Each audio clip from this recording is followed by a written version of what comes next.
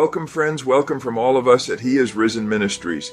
Your support by subscribing and giving a thumbs up helps us keep creating videos that inspire and equip those seeking a deeper walk with the Lord.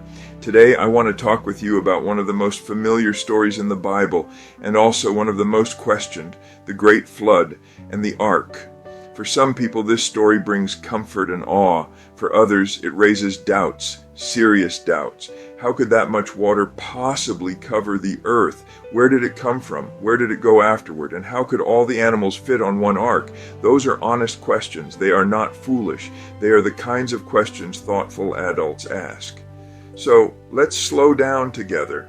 Let's walk through this story calmly, not as a debate, not as an argument, but as a careful look at what the Bible actually says and how it fits with what we know about the world around us. Genesis 6 verse 5 tells us that the wickedness of man was great on the earth, and that every intention of the thoughts of his heart was only evil continually. Genesis 6 verse 11 says the earth was corrupt before God and filled with violence. This wasn't a small moral problem. This was a world unraveling. And in Genesis 6 verse 17, God says He will bring a flood of waters upon the earth to destroy all flesh, in which is the breath of life under heaven. That language matters. It wasn't local, it wasn't regional, it was global. Then in Genesis 7 verse 11, we're given a critical detail. It says that all the fountains of the great deep burst forth, and the windows of the heavens were opened. That single verse answers one of the biggest questions people ask. Where did the water come from? The Bible gives two sources, water from below and water from above. Let's put that into everyday language. The fountains of the great deep suggest vast underground water reservoirs being suddenly released, water under pressure, water that had been held back. Modern science already recognizes massive quantities of water beneath the Earth's surface, deep aquifers, water trapped in rock layers, even water bound within minerals deep inside the Earth. Now imagine that pressure being released all at once. If you've ever seen footage of a dam breaking, you know how violent water can be. It doesn't politely flow, it explodes outward. It tears landscapes apart. Now multiply that by a scale humanity has never witnessed. Genesis says the fountains burst forth. That word implies force, suddenness, power. Then there are the windows of heaven. That's not talking about literal windows in the sky. It's picture language describing rainfall far beyond anything we experience today. Genesis 7 verse 12 says the rain fell for 40 days and 40 nights, not a drizzle. Not scattered storms, sustained rainfall combined with water erupting from below. Now people often ask, how much water would it actually take to flood the earth? Genesis 7 verse 19 tells us the waters prevailed so mightily that all the high mountains under the whole heaven were covered. Verse 20 says the waters covered them to a depth of 15 cubits. That's more than 20 feet above the highest terrain of that time. Here's an important detail many people miss. The Bible does not say the mountains before the flood were the same mountains we see today.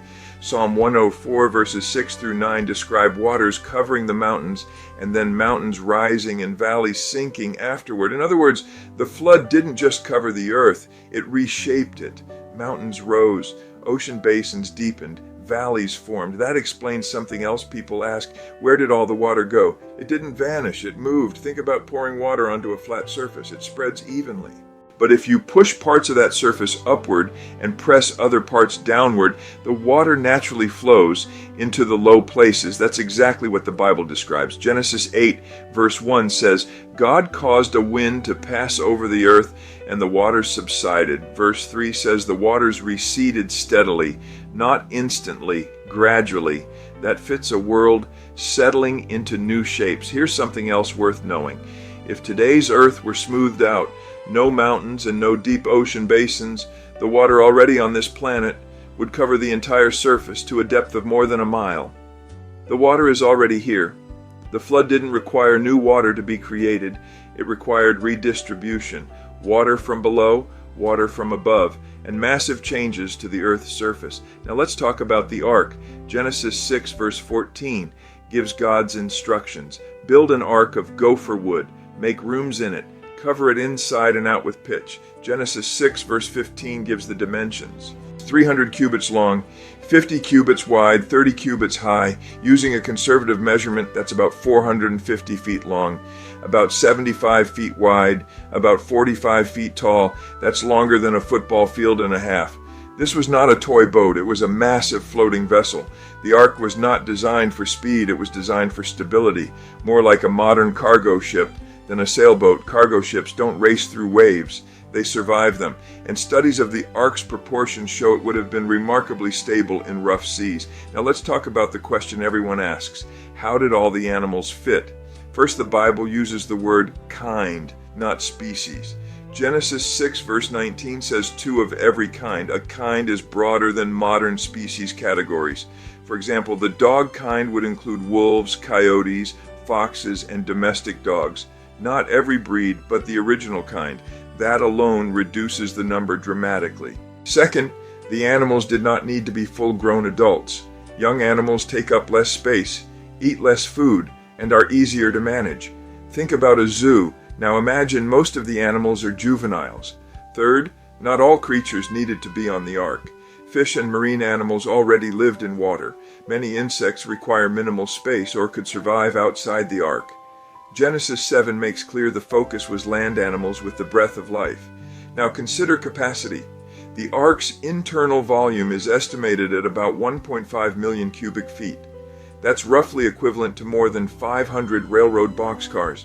Picture 500 boxcars lined up end to end, all enclosed, all usable.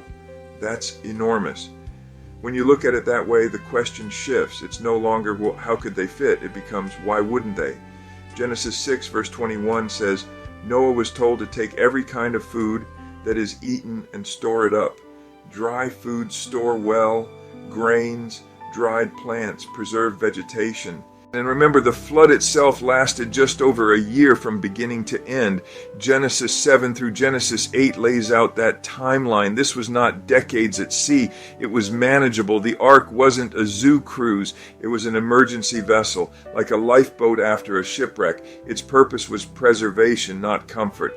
Now let's pause and look at something that often gets overlooked. All around the world, in region after region, ancient cultures have preserved stories of a great flood. Not just a flood, but a catastrophic flood that destroyed nearly all life. These stories appear on every inhabited continent: the Middle East, Asia, Africa, Europe, the Americas, Australia, the Pacific Islands, different languages, different cultures, different belief systems, and yet the core details sound familiar. A world gone wrong, a divine warning, a chosen survivor or family, a vessel or means of escape, animals preserved, a flood that covered the land, and a fresh start afterward. Now think about that. If this were a local flood, you'd expect local stories, one region, one tradition, but that's not what we find. Instead, we find a shared memory, a global echo. The stories aren't identical, details vary, but that's exactly what you'd expect when one real event is remembered by many people groups over time. Genesis gives us the reason why. After the flood, humanity was one family, one language, one people. Then Genesis 11 tells us about the Tower of Babel. Humanity gathered together and said they would build a city and a tower reaching toward the heavens, not for safety, but for pride.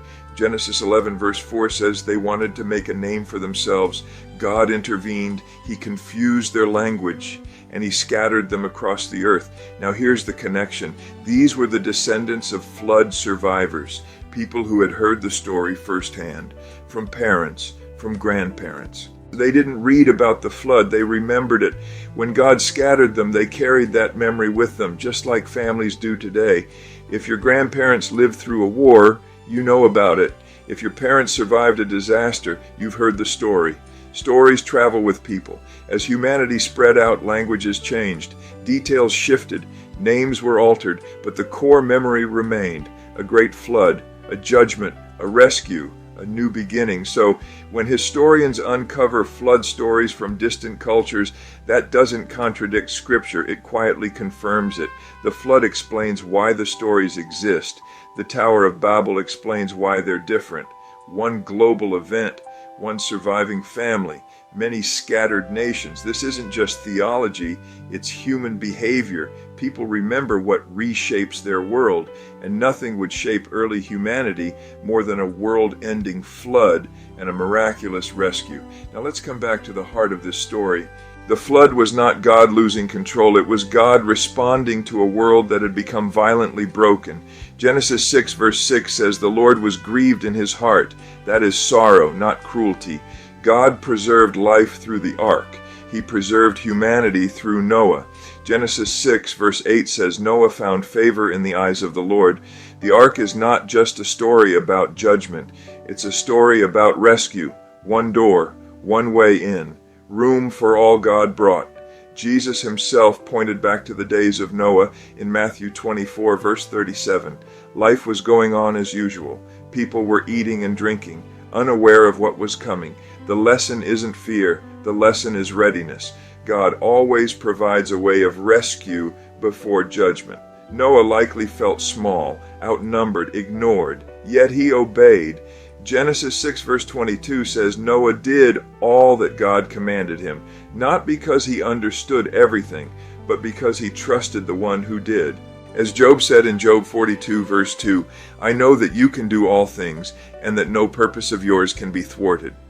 That's the gentle challenge for us. If God could preserve life through a global flood, if he could guide one family through chaos, if he could keep his promises then, he can be trusted now. With your questions, with your fears, with your future. The flood is not meant to terrify you. It's meant to assure you God judges evil, but he rescues the faithful, and he keeps his word. Remember this, the ark was prepared before the rain fell. Grace always comes before judgment. If you're listening today and carrying doubts, that's okay. Questions are welcome here.